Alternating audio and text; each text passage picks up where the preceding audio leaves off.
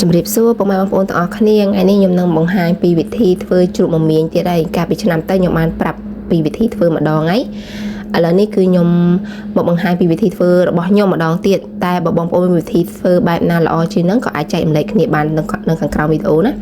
អានេះគឺមមាញដើមផៅល្អបងប្អូនអើយដើមថ្លោះប៉ុន្តែខ្ចីមែនតើអានេះគឺខ្ញុំទៅបេះនៅកន្លែងសួនមួយទៀតកន្លែងដែលខ្ញុំទៅបេះរដងគាត់អត់តដោះទេអញ្ចឹងខ្ញុំទៅកន្លែងសួនមួយទៀតខ្ញុំឃើញវាមានតែមានតិចទេបងប្អូនមានតែបន្តិចនឹងឯងហើយខ្ញុំយកមកគឺខ្ញុំយកវាមកត្រាំទឹកលាងវាឲ្យស្អាតខ្ញុំត្រាំជាមួយទឹកខ្មេះខ្ញុំលាងវាស្អាតហើយចំពោះដបកែវវិញគឺខ្ញុំសោះទឹកក្តៅទៀតដើម្បីកុំឲ្យវាដោះផ្សិតនៅថ្ងៃក្រោយអញ្ចឹងណាហើយសម្រាប់មមាញខ្ញុំគឺខ្ញុំសោះទឹកក្តៅបងប្អូនគឺខ្ញុំដាំទឹកក្តៅពុំយកខ្ញុំលាងវាស្អាតហើយខ្ញុំយកវាមកសោះទឹកក្តៅមួយសាទៀតព្រោះពេលខ្លះមានតកៅទូចនៅជាប់នឹងគឺយើងមើលអត់ឃើញអញ្ចឹងពេលសោះទៅគឺវាងាប់ទៅអស់ហើយវាក៏យើងក៏ញ៉ាំទៅយើងស្និទ្ធមាត់ជាងបន្ទាប់មកខ្ញុំលាងវាជាមួយនឹងទឹកត្រជាក់ធម្មតាបងប្អូននឹងហើយខ្ញុំលាងវាជាមួយទឹកត្រជាក់ធម្មតាហើយបើខ្ញុំទុកវាស្រស់ទឹកខ្ញុំទុកវាស្រស់ទឹកហើយបងប្អូនមិនភ័យខ្លាចវាលួយទេទោះបីជាយើងសោះមួយទឹកក្តៅក៏អត់លួយដែរនេះគឺខ្ញុំសោះទឹកក្តៅដើម្បីវាងាប់សត្វល្អិតដែលនៅជាប់យើងលាងអត់អស់ហើយដល់ពេលហើយយើងទុកវាស្រស់ទឹកហើយគឺយើងពូតវាអស់ទឹកតែហ្មងគឺខ្ញុំពូតហ្មងគឺខ្ញុំសកត់វាចេញទឹកអស់ទៅបើខ្ញុំរៀបដាក់កែវហើយខ្ញុំក៏ទៅដាំទឹកអំបិលបងប្អូនសម្រាប់ទឹកខ្ញុំហ្នឹង1លីត្រខ្ញុំដាក់អំបិលមួយវែកកន្លះហើយខ្ញុំដាក់ស្ករបន្តិចទេស្ករបន្តិចប៊ីចេងបន្តិចបងប្អូនហើយគឺយើងញាត់ទៅក្នុងកន្លកែវខ្ញុំញាត់មួយណែនហើយខ្ញុំពូតទឹកវាអស់បងប្អូនពេលទៅអាម៉ាកាធុនដែលបងប្អូនឃើញមែនគឺបានតែកន្លះកែវនឹងឯងនិយាយទៅខ្ញុំញ៉ាំតែ2ដងឯអស់ហើយពួកឯងខ្ញុំជួយចិត្តញ៉ាំច្រើនសម្រាប់ទឹកអំបិលគឺខ្ញុំអត់ទុកឲ្យត្រជាក់ទេគ្រាន់តែដាំពុះគឺខ្ញុំចាក់ចូលហ្មងនិយាយទៅវិធីធ្វើរបស់ខ្ញុំប្រហែលជាអាចខុសពីបងប្អូនជ្រក់របស់ខ្ញុំទាំងជ្រក់ប៉មទាំងជ្រក់មីរ៉ាបែលជ្រក់មមាញគឺខ្ញុំធ្វើទឹកក្តៅដាំពុះខ្ញុំអត់ធ្វើទឹកត្រជាក់ឯងបងប្អូនដាំអំបិលទុកឲ្យត្រជាក់តែសម្រាប់ខ្ញុំគឺខ្ញុំដាក់ទឹកក្តៅពួកឯងពេលដាក់ទឹកក្តៅអញ្ចឹងទៅវាធ្វើឲ្យអាសាច់មមាញហ្នឹងវាស្រួយមីរ៉ាបែលក៏ដូចគ្នាគឺធ្វើឲ្យសាច់មីរ៉ាបែលស្រួយខ្ញុំចូលចិត្តជ្រក់ទឹកក្តៅអញ្ចឹងបងប្អូន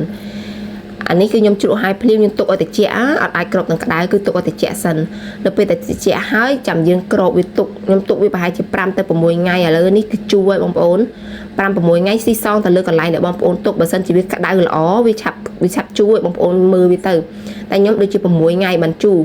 ព្រោះខ្ញុំដាក់នៅក្នុងចក្រានហើយខ្ញុំដាក់និយាយតាមត្រង់ទៅគឺខ្ញុំដាក់អំបិលរៀងស្ទើប្រៃបន្តិចដល់ពេលអញ្ចឹងវារៀងក្រជូរដែរខ្ញុំកាយចេញមកទាំងអស់គឺខ្ញុំលាយគ្រឿងញ៉ាំមកបងប្អូនញ៉ាំតែ2ដងអស់ហើយមមាញប៉ុណ្ណឹងប្តីខ្ញុំក៏អ្នកលាយគ្រឿងក៏ដាក់ខ្ទឹមសខ្ទឹមក្រហមតាមចូលចិត្តបងប្អូនចូលចិត្តខ្ទឹមដាក់ខ្ទឹមអត់ចូលចិត្តមិនដាក់ក៏បានដែរហើយដាក់ស្ករបន្តិចប៊ីចេងបន្តិចខ្ញុំថែមទឹកត្រីបន្តិចព្រោះដោយសារដូចខ្ញុំនិយាយអញ្ចឹងគឺខ្ញុំធ្វើវារៀងសាបបន្តិចហើយចំពោះសណ្តែកប្រដៅវិញគឺខ្ញុំសោះទឹកក្តៅបន្តិចសោះទឹកក្តៅហើយខ្ញុំយកវាមកដាក់លាយបងប្អូនមកលាយជាមួយនឹងជ្រូកមមាញហ្នឹងសម្រាប់មមាញព្រៃនេះគឺវាពេលដែលយើងជ្រក់ហើយវានៅក្លិនហាងតិច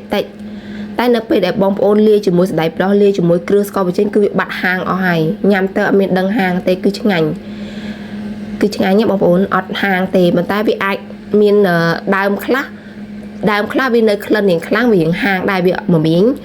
ញព្រៃដូចគ្នាតែវាកន្លែងខ្លះដោះទៅវារសជាតិវាអត់ដូចគ្នាខុសគ្នាតិចតួចតែទោះបីជាវានៅហាងតិចមិនក៏នៅញ៉ាំឆ្ងាញ់ដែរបងប្អូននេះគឺដាក់ម្ទេសដាក់អីតាមចូលចិត្តបានហើយបងប្អូននេះអើយនិយាយថាឆ្ងាញ់មែនតើមួយចានហ្នឹងខ្ញុំញ៉ាំសឹងអស់ម្នាក់ឯងជាមួយត្រីតែខ្ញុំញ៉ាំត្រីអស់តែមួយកន្ទុយប៉ុន្តែមមាញខ្ញុំញ៉ាំអស់ចិត្តអស់មួយចានហ្នឹងរសជាតិគឺឆ្ងាញ់ប៉ុន្តែដូចខ្ញុំនិយាយចឹងមមាញខ្ញុំហ្នឹងវារៀងស្ទើរអំបិលរៀងស្ទើរទឹកអំបិលវាអត់សូវប្រៃដល់ពេលអញ្ចឹងទៅវានៅហាងតិចហើយវាខ្ញុំដោយសារខ្ញុំបញ្ញាប់ញ៉ាំទៅវាអត់ទាន់ជូរស្រួលវាគ្រាន់តែជូរតិចតួចដល់ពេលអញ្ចឹងទៅវានៅរៀងហាងតិចបើបងប្អូនទុកវាយូរចឹងហ្នឹងគឺបាត់ហាងហើយវាចេញជូរបាត់ហាងហើយតែដោយសារខ្ញុំ clear បងប្អូនខ្ញុំចាំវា6ថ្ងៃហើយដល់ពេលអញ្ចឹងទៅខ្ញុំទ្រាំមិនបានទេខ្ញុំញ៉ាំសិនហើយអញ្ចឹងវីដេអូនៃការធ្វើជ្រក់មមាញមានតែប៉ុណ្្នឹងឯងបើបងប្អូនមានវិធីអីផ្សេងអាចចែកម្លែកបានហើយសម្រាប់បងប្អូនដែលអត់ចេះជ្រក់អាចសាកល្បងធ្វើតាមខ្ញុំក៏បានដែរខ្ញុំឃើញបងប្អូនជាច្រើនខមមិនថាគាត់អត់ហ៊ានបែរក៏ខ្លាចមិនមែនបើសិនបងប្អូនអត់ច្បាស់អាចថតរូបផ្ញើឲ្យខ្ញុំមើលខ្ញុំអាចប្រាប់បងប្អូនបានពួកអីមមាញគឺខ្ញុំកលេចច្បាច់គឺខ្ញុំដឹងហ្មងអញ្ចឹងវីដេអូហ្នឹងមានតែប៉ុណ្្នឹងឯងបងប្អូន